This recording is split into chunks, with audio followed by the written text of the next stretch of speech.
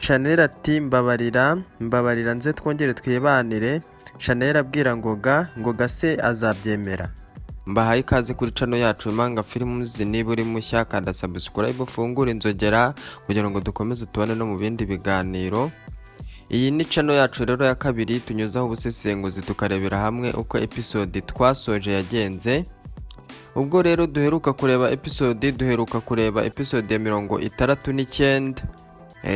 Uwitwa Ngoga yicaye mu rugo rwe abona Chanel araje arakinguye amusanze muri salo, aza amutakambira ati rwose mbabarira Ngoga mugabo wanjye nayobye cyane rwose. Uwitwa mubyara wanjye Monique niwe wakunyangishije, araza ambwira amagambo mabi rwose kuri wowe, akambwira turi umugabo udafite ikintu afite, udafite amafaranga, udafite buri kimwe cyose. Murabyibuka ko Monique yamubwiraga ati Ngoga ni umugabo utazagira ikintu akugezaho, genda wishakira abandi bagabo rwose urebe ko wakubaka urugo rwawe nyine wanezerwa, dore nta n'imodoka ugira. Ngoga nta modoka yageze akugurira, wagenda abagabo bakakugurira indi modoka. Nyamara Monique yashakaga kwegukana Ngoga, ashaka kumwegukana rwose kuko nawe yaramukundaga cyane, ariko Ngoga mubera ibamba ntiyigeze abyemera. Ngoga yigeze abyemera ko yaca umugore w'inyuma, nubwo Chanel we yashatse ko batandukana ndetse anamuzanira n'impapuro za gatanya, ariko ubwo twe tuheruka kureba iby'izo mpapuro Ngoga yarazisomye ariko ntiyigeze azisinya. Ari naho Chanel yamubwiye ati niba utaranazisinya zizane hano nzicire mu maso yawe, ariko twongere twibanire. None se mwe mukurikira iyi filime mwatangiranye nayo, mubona Ngoga akwiriye kongera gusubirana na Chanel mubona imyitwarire ye rwose yakongera akabana na Ngoga bigashoboka?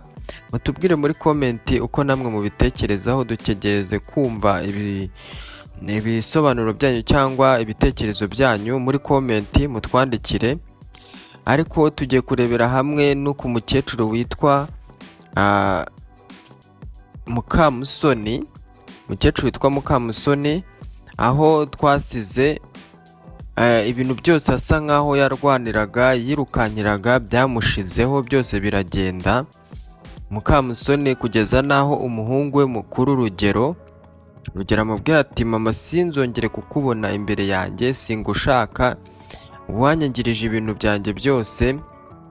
Mbibutse ko uyu mukecuru ari we wahoraga uhoza ku nkeke Darlene, akamutesha umutwe bigera naho Rugero atangira gushaka kujya aca inyuma umugore we kubera ngo induru zahoraga mu rugo rwabo.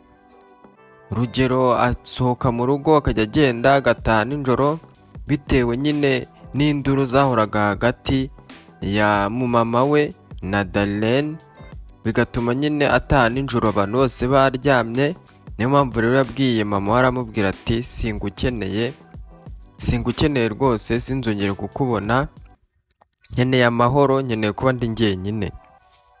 Ariko si ibyo ngibyo gusa, kuko uyu mukecuru hari inzu bari baramwubakiye, Rugero yari yaramwubakiye we na Darlene, inzu nziza rwose cyane, ariko iyo nzu yaje kugurishwa na umwana we Ken. Rero duherukana yarafashe amafaranga yose yagurishije inzu ya mukecuru, arayafata yajyana i Dubai ajya kuyaryoshamo. Ubu ngubu tuvugana niho yibereye. Mukecuru rwose arakomerewe cyane. Mukecuru wahoraga yiyenza kuri Darlene ubu niwe urimo uramusaba ubufasha, ari kumubwira ati naje n'iwawe rwose kugira ngo ndebe abuzukuru banjye, ariko banyangiye ko ninjira babazamu b'iwawe. Darlene aramubwira ati se waje kureba ba Logan? Ntago uzi ko ba Logan bagiye ku ishuri biga muri interina, uzaze kubareba muri vacances. Mukecuru rwose arababaye. Ese mukecuru mubona ibye bizarangira bite ko ibintu byose yaharaniye byamushizeho? Mutubwire muri komenti uko mubitekereza. Dutegereje kureba episode ya 70 tukareba uko bizaba bimeze.